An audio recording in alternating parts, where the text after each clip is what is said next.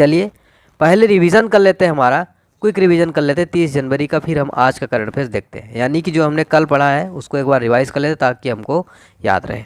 देखिए पहला क्वेश्चन क्या है, हाल ही में दुनिया की पहली 100% पेपरलेस गवर्नमेंट कौन बन गई? ये बन गई दुबई सरकार, ध्यान रखिएगा। नेक्स्ट क्वेश्चन है, हाल ही में किस महिला क्रिकेटर को बैंक ऑफ बड़ौदा का ब्रांड एम्बेसडर बनाया गया है? इसको बनाया गया है शेफाली वर्मा को नियुक्त किया गया है। फिर हमारा अगला क्वेश्चन देखिए, हाल ही में द 10 ट्रिलियन ड्रीम नामक अपनी पहली पुस्तक की घोषणा किसने की है? सुभाष गर्ग ने की है। क्वेश्चन नंबर 4 है हमारा, भारत का सबसे बड़ा ईवी चार्जिंग स्टेशन कहाँ खुला है? गुरुग्राम के अंदर खुला है सबसे बड़ा electronic vehicle charging point.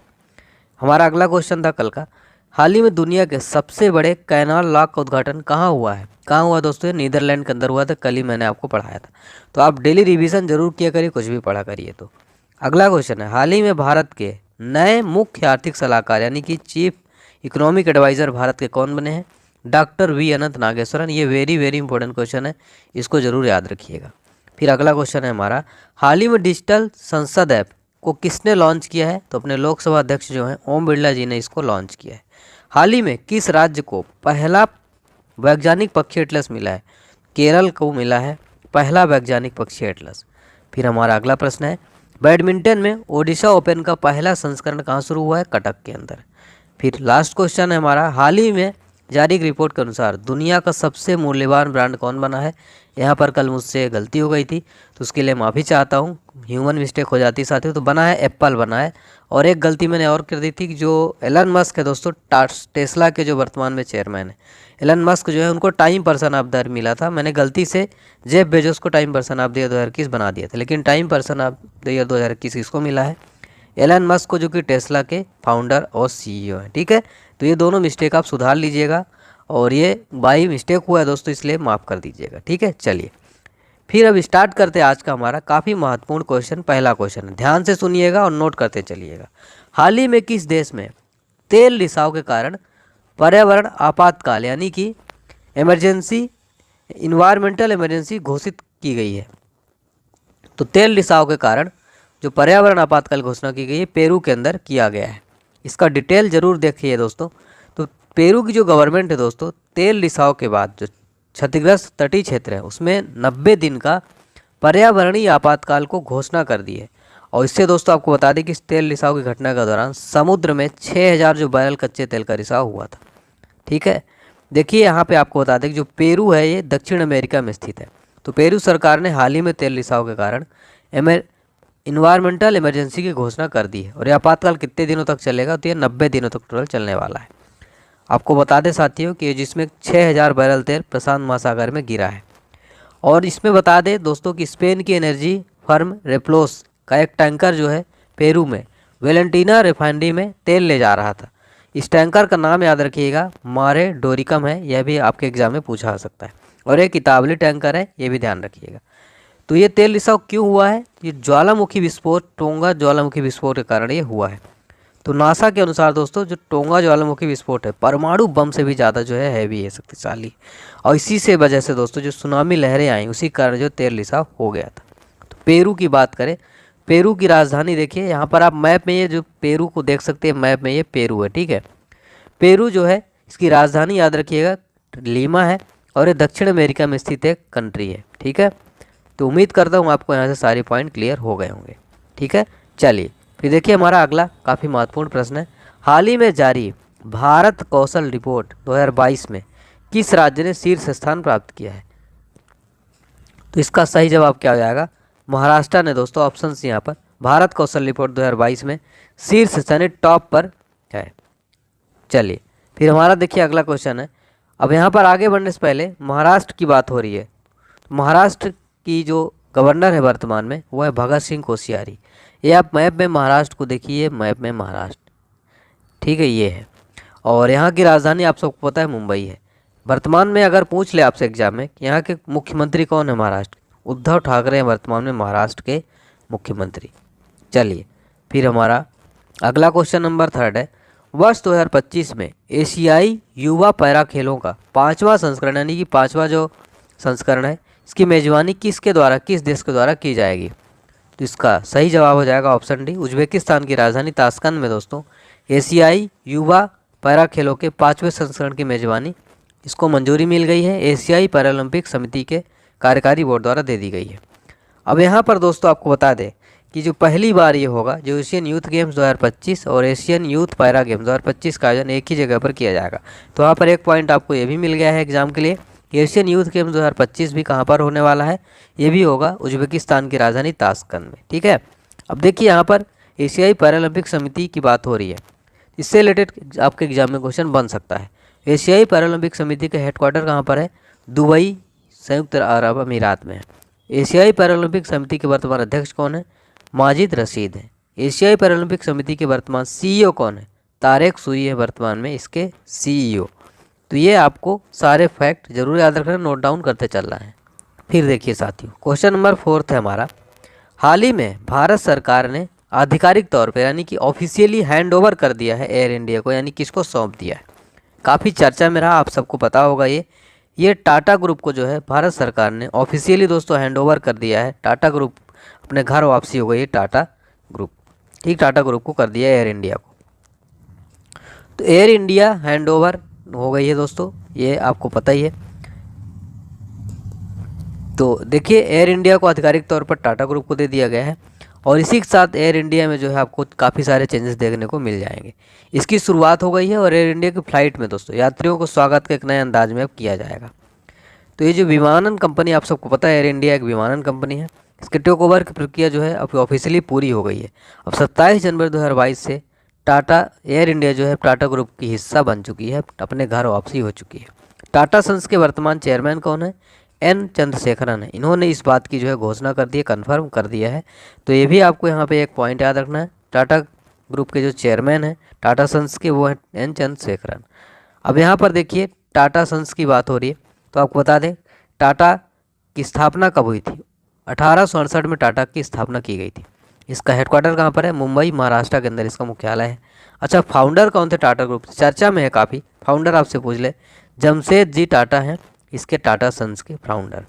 Chairman कौन है, नटराजन चंद्रशेखर हैं।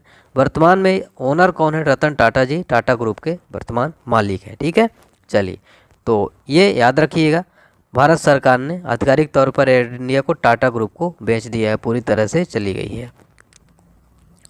फिर हमारा अगला प्रश्न है, हाल ही में टेनिस टूर्नामेंट ऑस्ट्रेलिया ओपन 2022 में मिश्रित युगल चैंपियन का खिताब किसने जीता है, यानी मिक्स्ड डबल चैंपियन का खिताब किसने जीता है, इंपॉर्टेंट प्रश्न हो जाता है ये। तो इवान डोडिंग और क्रिस्टीना माल्देनोविक यानी उपयुक्त दोनों। पाताल पानी रेलवे स्टेशन का नाम जो है क्या कर दिया गया, आदिवासी आइकॉन जो है टंटिया भील रेलवे स्टेशन इसका नाम कर दिया गया है। रक्षा अध्ययन और विश्लेषण संस्थान यानी दिल्ली में जो इसका नाम है क्या कर दिया गया, मनोहर पर्रिकर रक्षा अध्ययन और विश्लेषण संस्थान इसका नाम कर दिया गया। हाल ही में हबीबगंज रेलवे स्टेशन का नया नाम क्या कर दिया गया है, रानी कमलापति रेलवे स्टेशन। तो परीक्षा मंत्र जरूर याद रखिएगा। फैजाबाद रेलवे स्टेशन का नया नाम क्या कर दिया गया, अयोध्या कैंट कर दिया गया है। ठीक है, मिड डे मील योजना का नया नाम क्या कर दिया गया, पीएम पोषण स्कीम कर दिया गया है। ये देखिए ऐसे ही आप बैठ के परीक्षा मंत्र का आनंद लीजिए, सुनिए आप ध्यानपूर्वक, आपके एग्जाम के लिए परीक्षा मंत्र बहुत यूज़फुल होगा। कैसा लगा ये जरूर बताइएगा। फिर हमारा अगला क्वेश्चन है, हाल ही में किस देश के पूर्व कप्तान पर आईसीसी ने 3.5 साल का जो है प्रतिबंध लगा दिया है, किस देश के पूर्व कप्तान है, जिम्बाब्वे के कप्तान को, पूर्व कप्तान को आईसीसी ने 3.5 साल का जो है प्रतिबंध लगा दिया है। तो आईसीसी ने दोस्तों जिम्बाब्वे के पूर्व कप्तान ब्रेडन टेलर पर 3.5 साल का प्रतिबंध लगा दिए हैं। देखिए ब्रेडन टेलर, तो टेलर 28 जुलाई 2025 के बाद ही जो है किसी तरह क्रिकेट गतिविधियों में शामिल हो पाएंगे, इनको मतलब है पूरी तरह से बैन कर दिया गया है। आईसीसी की बात हो रही है साथियों, तो आईसीसी के बारे में आपसे एग्जाम में क्वेश्चन बन सकता है। आईसीसी का फुल फॉर्म याद रखना है, इंडियन क्रिकेट काउंसिल इसका फुल फॉर्म है। इसके वर्तमान चेयरमैन कौन है, ग्रेग पार्सली वर्तमान में चेयरमैन है। अच्छा, सीईओ भी अगर आपसे एग्जाम में पूछ ले वो है जियोफ एर्लाइटिस। और इसका गठन कब हुआ था, फॉर्मेशन कब हुआ था, 15 जून 1909 को आईसीसी की स्थापना की गई थी। हेडक्वार्टर कहाँ पर है, यूएई दुबई के अंदर इसका हेडक्वार्टर है। कहाँ पर, दुबई के अंदर आईसीसी का मुख्यालय स्थित है। ठीक है, तो जिम्बाब्वे के पूर्व कप्तान ब्रेडन टेलर पर 3.5 साल का बैन लगा दिया गया है। फिर हमारा अगला प्रश्न काफ़ी इंपॉर्टेंट क्वेश्चन है, हाल ही में किसने पंडित जसराज कल्चरल फाउंडेशन को लॉन्च किया है। पंडित जसराज कल्चरल फाउंडेशन को किसने लॉन्च किया, अपने प्राइम मिनिस्टर मोदी जी ने इसको लॉन्च किया है। तो इसकी स्थापना देखिए किसने की है, पंडित जसराज के बेटे जो थे सारंग देव पंडित और उनकी बिटिया दुर्गा जसराज ने मिलकर की है। ठीक है, तो ये आपको ध्यान रखना है, पंडित जसराज कल्चरल फाउंडेशन की स्थापना की है। इसका उद्देश्य क्या है, इस फाउंडेशन की स्थापना करने के पीछे का उद्देश्य क्या है, भारत की राष्ट्रीय विरासत, कला और संस्कृति की रक्षा, संरक्षण, डेवलपमेंट, उसको बढ़ावा देना, उसके महत्व को बताना, इस उद्देश्य से जो है इस पर्पज से इसको स्टार्ट किया गया है। पंडित जसराज जी कौन थे दोस्तों, ये एक भारतीय शास्त्रीय गायक थे, क्लासिकल सिंगर थे और वो मेवाती घराने से थे, ये पॉइंट आपको जरूर याद रखना है। और उन्होंने दोस्तों हवेली संगीत जैसे विभिन्न शैलियों में नवाचारों और मेवाती घराने को पॉपुलर करने के लिए भी इनको जाना जाता है। इनका निधन हो गया था दोस्तों 17 अगस्त 2020 को इनका न्यू जर्सी में निधन हो गया था। तो पंडित जसराज संग्रहालय दोस्तों कल्चरल फाउंडेशन को लॉन्च किया है पीएम मोदी ने, ये आपको याद रखना है। फिर हमारा देखिए अगला प्रश्न है, प्रतिवर्ष विश्व कुष्ठ रोग दिवस कब मनाया जाता है। विश्व कुष्ठ रोग दिवस प्रतिवर्ष कब मनाया जाता है, 30 जनवरी को मनाया जाता है। दिवस से रिलेटेड हर एग्जाम में क्वेश्चन बनते हैं। अब इसका उद्देश्य क्या है, इस दिवस को मनाने के पीछे का उद्देश्य क्या रहता है साथियों, कुष्ठ रोग को समाप्त करना, जागरूक करना, कुष्ठ रोग से पीड़ित लोगों के साथ होने वाले भेदभाव को समाप्त करना इसका प्रमुख उद्देश्य है। और ये जो है विश्व कुष्ठ रोग जनवरी के अंतिम रविवार को प्रतिवर्ष मनाया जाता है। कुष्ठ रोग ये दोस्तों इससे रिलेटेड एग्जाम में भी क्वेश्चन बन जाता है, साइंस में एक क्वेश्चन बन जाता है। कुष्ठ रोग एक संक्रामक बैक्टीरियल रोग है और यह दोस्तों किसके कारण होता है, तो ये माइकोबैक्टीरियम लेप्रे के कारण होता है। ये जरूर ध्यान रखिएगा ये वाला पॉइंट। और इसमें जो है दोस्तों मुख्य रूप से त्वचा संबंधित तंत्रिकाओं तथा आंखों को ये प्रभावित करता है। ठीक है, प्रतिवर्ष कुष्ठ रोग दिवस कब मनाया जाता है, 30 जनवरी को प्रतिवर्ष कुष्ठ रोग दिवस मनाया जाता है। फिर देखते हैं हमारा अगला क्वेश्चन देख लेते हैं साथियों। देखिए अगले क्वेश्चन में आगे बढ़ने से पहले जो महत्वपूर्ण दिवस थे जनवरी माह के वो अभी मैंने हाल ही में आपको कराया है, फिर मैं आपको रिवीजन करा देता हूँ और नोट करिएगा, ध्यान रखिएगा, दिवस से रिलेटेड क्वेश्चन एग्जाम में जरूर बनते हैं। अभी हाल ही में प्रवासी भारतीय दिवस कब मनाया गया, 9 जनवरी को। जो महात्मा गांधी जी हैं ये 9 जनवरी 1915 को ही स्वदेश वापस लौटे थे, तो प्रतिवर्ष जो है 9 जनवरी को प्रवासी भारतीय दिवस मनाया जाता है। विश्व हिंदी दिवस 10 जनवरी को प्रतिवर्ष मनाया जाता है। राष्ट्रीय युवा दिवस जो कि स्वामी विवेकानंद जी की जयंती है 12 जनवरी को प्रतिवर्ष मनाया जाता है।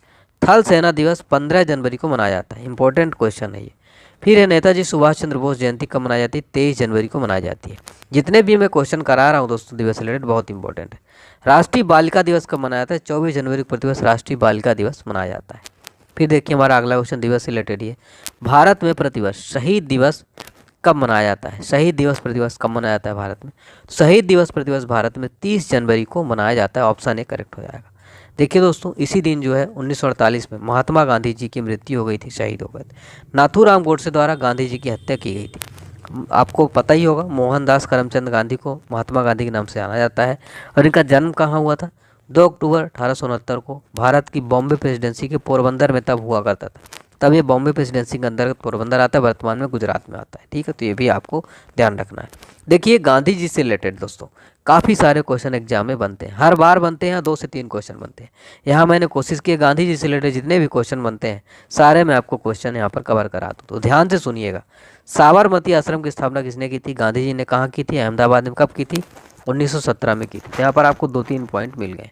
अच्छा एक क्वेश्चन सीधे सीधे एग्जाम में बनता है, गांधी जी अपना राजनीतिक गुरु किसको मानते थे, गोपाल कृष्ण गोखले को। गांधी जी दक्षिण अफ्रीका से कब लौटे थे, मैंने पहले भी करा दिया, फिर से 1915 में लौटे थे। ठीक है, गांधी जी का भारत में सर्वप्रथम आंदोलन कौन सा था, वेरी वेरी इंपॉर्टेंट क्वेश्चन। पहला आंदोलन था चंपारण आंदोलन। ठीक है, चंपारण आंदोलन। गांधी जी को महात्मा की उपाधि किसने दी थी, रविन्द्रनाथ टैगोर ने दी थी महात्मा गांधी की उपाधि। महात्मा गांधी कब भारतीय राष्ट्रीय कांग्रेस के अध्यक्ष बने थे, 1924 में बने थे भारतीय राष्ट्रीय कांग्रेस के अध्यक्ष। ठीक है, चलिए और अगला क्वेश्चन जो गांधी जी से रिलेटेड काफ़ी सारे क्वेश्चन बनते हैं, मैं यहाँ पर पूरा रिवाइज कराऊंगा, ध्यान से सुनिएगा। ठीक है, स्किप मत करिएगा। 1915 में गांधी जी को ब्रिटिश सरकार ने किस उपाधि से सम्मानित किया था, कैसर ए हिंद से सम्मानित किया था। फिर अगला क्वेश्चन, महात्मा गांधी को अर्धनग्न फकीर किसने कहा था, चर्चिल ने कहा था।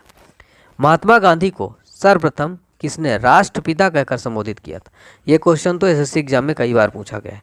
सुभाष चंद्र बोस जी ने सर्वप्रथम राष्ट्रपिता कहकर संबोधित किया था। अगला क्वेश्चन पूछा जाता है, महात्मा गांधी ने सत्याग्रह के हथियार का सर्वप्रथम प्रयोग कहाँ किया, दक्षिण अफ्रीका में किया था। अगला प्रश्न है हमारा, महात्मा गांधी ने भारत में सत्याग्रह सबसे पहले कहाँ किया, चंपारण में। तो गांधी जी से रिलेटेड जितने भी क्वेश्चन हैं यहाँ पर पोस्टमार्टम में करे दे रहा हूँ। महात्मा गांधी जी के सत्याग्रह का प्रमुख अस्त्र क्या है? अहिंसा था। गांधी जी ने अखिल भारतीय हरिजन संघ की स्थापना कब की थी? वेरी वेरी इंपॉर्टेंट है। अखिल भारतीय हरिजन संघ की स्थापना 1932 में। कब? 1932 में। यंग इंडिया व हरिजन पत्र के संपादक कौन थे? एसएससी रेलवे एग्जाम में मोस्ट रिपीटेड क्वेश्चन है। महात्मा गांधी के संपादक। Hind Swaraj, my experiment with truth पुस्तक के लेखक कौन है? महात्मा गांधी है। कौन है? महात्मा गांधी। महात्मा गांधी के समाधि स्थल नई दिल्ली में राजघाट पर स्थित उनके दो शब्द क्या उसमें उत्कीर्ण है? तो हे राम। ठीक है, तो ये ध्यान रखिएगा। तो ये महात्मा गांधी से रिलेटेड मैंने सारे क्वेश्चन कराए। उम्मीद करता हूँ आपको जरूर पसंद आया होगा। कमेंट बॉक्स में जरूर बताइएगा। फिर हमारा अगला क्वेश्चन है क्वेश्चन नंबर 10 में, हाल ही में कौन सा देश संघाई सहयोग संगठन की मेजबानी करेगा? संघाई सहयोग संगठन की मेजबानी कौन करेगा? अपना इंडिया करने वाला है। तो दोस्तों आपको मैं यहाँ पर डिटेल बता दूँ, 30 नवंबर को संघाई सहयोग संगठन council of heads of government की बैठक की मेजबानी वर्चुअल फॉर्मेट में भारत करेगा। ठीक है, इसकी अध्यक्षता कौन करेंगे? जो भारत के वर्तमान उपराष्ट्रपति हैं एम वेंकैया नायडू जी जो हैं, इसकी अध्यक्षता करेंगे। आपको बता दें दोस्तों कि ये जो है पहली बार है भारत अध्यक्षता में इस शिखर सम्मेलन की बैठक आयोजित की जाएगी। भारत ने 2017 में संघाई सहयोग संगठन की पूर्ण सदस्यता हासिल की थी। संघाई सहयोग संगठन दोस्तों एक राजनीतिक और सुरक्षा समूह है। इसका हेडक्वार्टर एग्जाम में अगर आपसे पूछ ले कहाँ पर हेडक्वार्टर है, बीजिंग में इसका मुख्यालय स्थित है। ठीक है, और आपको बता दें दोस्तों कि रूस, चीन, किर्गिज गणराज्य, कजाकिस्तान, तजाकिस्तान, उज्बेकिस्तान के राष्ट्रपतियों ने 2001 में संघाई में एक शिखर सम्मेलन में इसकी स्थापना की थी। और इसमें दोस्तों 40% से अधिक मानवता एवं वैश्विक सकल घरेलू उत्पाद का लगभग 20% जो हिस्सा है वो प्रतिनिधित्व करता है। इसके वर्तमान में पर्यवेक्षक कौन है? तो अफगानिस्तान, बेलारूस, ईरान, मंगोलिया वर्तमान में इसके पर्यवेक्षक है। और इसमें भारत और पाकिस्तान को इस समूह के पर्यवेक्षकों के तौर पर कब शामिल किया गया था? 2005 में शामिल किया गया था। और दोनों देशों को पूर्ण रूप से सदस्य कब बनाया गया था? 2017 में पूर्ण रूप से सदस्य बनाया गया था। ठीक है, फिर हमारा अगला प्रश्न है, हाल ही में किस भाषा के प्रसिद्ध लेखक अनिल अवचट का निधन हो गया? हाल ही में किस भाषा के प्रसिद्ध लेखक थे? तो मराठी भाषा के प्रसिद्ध लेखक अनिल अवचट का हाल ही में निधन हो गया है। तो प्रख्यात मराठी लेखक भी हैं और सामाजिक कार्यकर्ता भी हैं, जिनका हाल ही में निधन हो गया है। और आपको बता दें कि इन्होंने तो 1986 में पुणे में मुक्तांगन पुनर्वास केंद्र नामक एक नशा मुक्ति केंद्र के संस्थापक भी थे। कब किए थे स्थापना? 1986 में पुणे में मुक्तांगन पुनर्वास केंद्र। उन्होंने दोस्तों कई प्रसिद्ध जो है मराठी पुस्तक मानसः, स्वतः, विषयी, गर्द, कार्यरत, कार्यमग्न और कतूहला पोटी लिखी है। ठीक है, काफ़ी प्रसिद्ध इनकी पुस्तकें हैं, वो भी आपको याद रखना है। फिर देखिए हमारा क्वेश्चन नंबर 12, हाल ही में किसने ऑस्ट्रेलियन ओपन 2022 महिला एकल का खिताब हाल ही में जीता है? तो ऑस्ट्रेलियन ओपन 2022 महिला एकल खिताब किसने जीत लिया? एशले बार्टी ने ऑस्ट्रेलियन ओपन 2022 महिला एकल यानी वुमेन सिंगल का टाइटल जीत लिया है। तो विश्व की नंबर 1 एशले बार्टी ने दोस्तों संयुक्त राज्य अमेरिका की डेनियल कोलिंस को हराकर अपना पहला ऑस्ट्रेलियन ओपन महिला एकल खिताब जीत लिया। ऑस्ट्रेलियन ओपन का फाइनल मेलबर्न के रॉड लेवर एरिना में आयोजित किया गया था। ये भी पॉइंट आपको ध्यान रखना है। फिर हमारा अगला क्वेश्चन है, भारत का सबसे बड़ा इलेक्ट्रिक वाहन चार्जिंग स्टेशन किस शहर में स्थापित किया गया है? सबसे बड़ा भारत के इलेक्ट्रिक वाहन चार्जिंग स्टेशन अभी हाल ही में गुरुग्राम के अंदर स्थापित किया गया है। तो गुरुग्राम में ये दिल्ली जयपुर नेशनल हाईवे मार्ग पर सबसे बड़ा 100 पॉइंट वाला इसकी जो कैपेसिटी है इसको स्थापित किया गया। इसकी स्थापना दोस्तों इलेक्ट्रीफाई द्वारा विकसित किया गया है। अब देखेंगे आज का हमारा ब्रेकफास्ट करंट अफेयर्स। ब्रेकफास्ट के साथ आपको एक करंट अफेयर्स याद करना, जैसे आप लोग डेली ब्रेकफास्ट करते हैं उसी करंट अफेयर्स में एक ब्रेकफास्ट लीजिए, आपके एग्जाम के लिए ज़रूर बहुत उपयोगी सिद्ध होने वाला है। ये ब्रेकफास्ट जरूर डेली खाइए आप लोग करंट अफेयर्स का। ठीक है, चलिए तो देखिए देखेंगे इसमें जीआई टैग के बारे में। आज का ब्रेकफास्ट है जीआई टैग, आपको बहुत अच्छे तरीके से विटामिन है आपका। ठीक है, एग्जाम के लिए सिरांग खोंग हाथी मिर्च तामेंगलोंग संतरा, ये किस राज्य को जीआई टैग मिला है? मणिपुर के हैं ये। किस राज्य के टेराकोटा को जो है जीआई टैग मिला है? गोरखपुर का टेराकोटा को जीआई टैग दिया गया है। एड्यूर मिर्च कट्टी कट्टू आम, ये केरल का है, इसको जीआई टैग दिया गया है। सोहराई खोवर पेंटिंग, ये झारखंड का है। सोहराई खोवर पेंटिंग, इसको जीआई टैग हाल ही में दिया गया है। कोविला पट्टी कदिलाई मितई, ये मूंगफली कैंडी है, तमिलनाडु का है, इसको जीआई टैग दिया गया है। और पलानी पंच तीर्थम कन्याकुमारी लौंग, ये तमिलनाडु का ही है, इसको भी जीआई टैग दिया गया है। तो जीआई टैग से रिलेटेड ये ब्रेकफास्ट करंट अफेयर जरूर नोट कर ही लीजिएगा। अब देख लेते हैं आज का एग्ज़ाम लंच क्या है। अभी अपन ने एग्ज़ाम पहले परीक्षा मंत्र देखा, फिर देखा अपन ने ब्रेकफास्ट करंट अफेयर्स। अब लंच के टाइम पर आपको देखिए एग्ज़ाम लंच में क्या खाना है, जो कि आपके एग्ज़ाम में ज़रूर काफ़ी जो है यूज़फुल होने वाला है। स्टैटिक जीके देखेंगे, टॉप 10 क्वेश्चन जो एसएससी रेलवे एग्जाम में बहुत बार रिपीट होते हैं। ध्यान से सुनिएगा, 10 क्वेश्चन मैं आपको कराऊंगा डेली। अगर आप ऐसी 10 क्वेश्चन पढ़ते जाएंगे, हमारा डेली करंट अफेयर्स आप जरूर 5 बजे देखा करिए। भगवान बुद्ध को ज्ञान की प्राप्ति कहाँ हुई थी? बोध गया के अंदर। फिर अगला क्वेश्चन हमारा एग्जाम लंच का है, आर्य समाज की स्थापना किसने की? मोस्ट रिपीटेड क्वेश्चन है, स्वामी दयानंद जी ने की थी आर्य समाज की स्थापना। देखिए जो मैं एग्जाम लंच में क्वेश्चन कराऊंगा टॉप 10 क्वेश्चन मोस्ट रिपीटेड होंगे, पिछले 10 वर्षों में क्वेश्चन कई बार एग्जाम में पूछे गए होंगे, इसलिए बहुत महत्वपूर्ण है। पंजाबी भाषा की लिपि कौन सी है? गुरुमुखी लिपि है पंजाबी भाषा की लिपि। फिर हमारा क्वेश्चन नंबर 4 है, भारत की मुख्य भूमि की दक्षिणतम किनारा कौन सा है? कन्याकुमारी है। फिर ओएसपी एग्जाम लंच हमारा नेक्स्ट क्वेश्चन है, भारत में सबसे पहले सूर्य किस राज्य में निकलता है? अरुणाचल प्रदेश में सबसे पहले सूर्य निकलता है। इंसुलिन का प्रयोग किस बीमारी के उपचार में होता है दोस्तों? मधुमेह के। ठीक है। फिर अपना अगला एग्जाम लंच जो आपका लंच है वो है, बिहू किस राज्य का प्रसिद्ध त्यौहार है? असम का है। और आपको हमारा आज का जो न्यू तीनों चीज़ें हैं, परीक्षा मंत्र, breakfast, current affairs, exam lunch, कैसा लगा कमेंट में ज़रूर बताइएगा। कौन सा विटामिन आंवले में प्रचुर मात्रा में मिलता है? विटामिन सी आंवले में प्रचुर मात्रा में मिलता है। भारत का प्रथम गवर्नर जनरल कौन था? विलियम बेंटिक थे भारत के प्रथम गवर्नर जनरल। फिर हमारा आज का लास्ट ओएसपी का एग्जाम लंच है, कागज़ का आविष्कार किस देश में हुआ? चाइना में हुआ। जितने भी मैंने आपको आज क्वेश्चन कराए एग्जाम लंच में, काफ़ी महत्वपूर्ण, इसको जरूर खाइएगा पूरे टेस्ट के साथ। ठीक है, काफ़ी टेस्टी क्वेश्चन है ये, तो आपके एग्जाम पॉइंट ऑफ व्यू से बहुत महत्वपूर्ण है। अब दोस्तों आज आप लोग काफ़ी कमेंट करते थे, तो लास्ट में आपके लिए आज 24 से 30 जनवरी तक का पूरा करंट अफेयर्स का रिवीजन कराऊंगा। ध्यान से सुनिएगा और इसी बात पर एक वीडियो को लाइक कर दीजिएगा और वीडियो को शेयर कर दीजिएगा। फिर ध्यान से सुनते रहिए। हाल ही में असम सरकार ने किसे राज्य का सर्वोच्च नागरिक पुरस्कार असम वैभव प्रदान किया है?